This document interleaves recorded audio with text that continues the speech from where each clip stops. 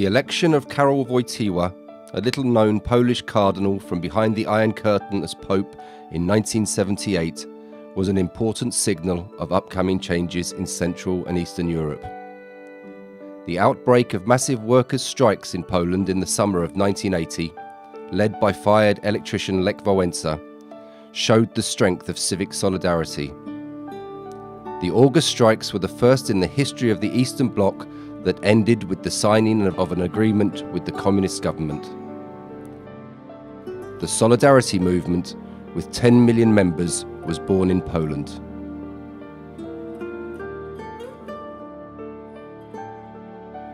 The events of 1980 began to change the map of Europe, and the post-war Soviet bloc began to fall apart. A brutal period of martial law in Poland lasting for a year and a half. The pilgrimage of Pope John Paul II to his still enslaved homeland, giving hope for freedom. Another wave of strikes in 1988. The economic crisis. The agreement between state authorities and some representatives of the opposition following the Round Table talks. All of these paved the way towards the partially free elections in June 1989. Tadeusz Mazowiecki became the first non-communist prime minister, and Lech Wałęsa became the president of the Republic of Poland. In May 1988, János Kadar was deprived of power and replaced by Karol Gross. The Hungarians said goodbye to communism through the symbolic funerals of Imre Nagy, the prime minister in 1956 who was later sentenced to death. The Hungarian Round Table talks gave the government to Joseph Anhalt, and after further discussions of the opposition, the newly elected president, Mateusz Soros, declared the independence of the Republic of Hungary in 1989.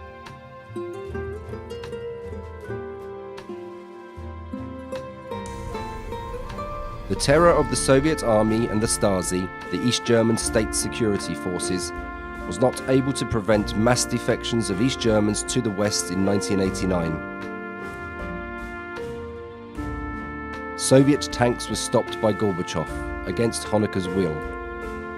The residents of Berlin, watched by the entire world, demolished the Berlin Wall, a symbol of division in Europe and the border of Soviet influence for the previous 28 years. The Kremlin's domination was over. Gorbachev accepted Kohl's politics. Final reunion of Germany ultimately took place in 1990. In November 1989, massive protests in Czechoslovakia started to crush the remaining resistance of the communist authorities. A demonstration known as the Velvet Revolution was led by Václav Havel, a popular and recognized opposition activist and playwright. After becoming president, he proclaimed the Czech and Slovak Federal Republic. He declared the independence of Czechs and Slovaks.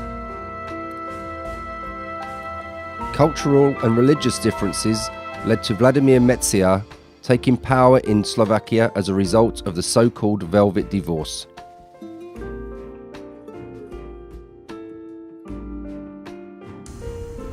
Bulgaria was Moscow's ally for years under Todor Zhivkov. Under pressure from civil protests from December to March 1990, the Bulgarian Round Table talks were held. An agreement was reached to have free parliamentary elections in June.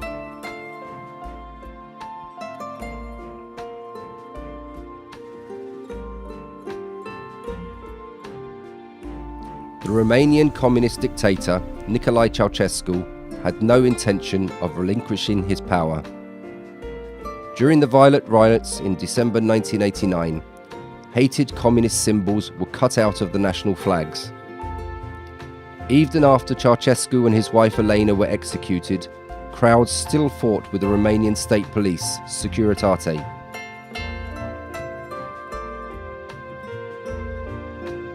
Doors to the parliamentary and presidential elections were opened in May of 1990.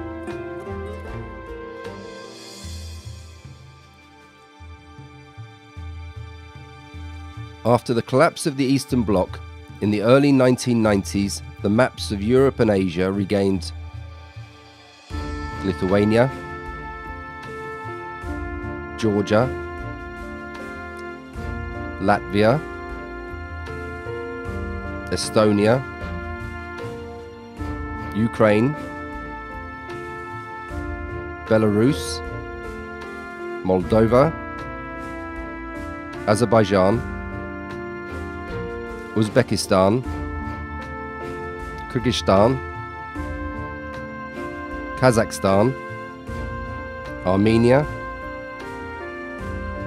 Tajikistan, Turkmenistan,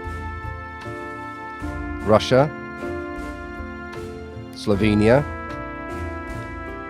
Macedonia, Croatia, Bosnia and Herzegovina, Serbia and Montenegro.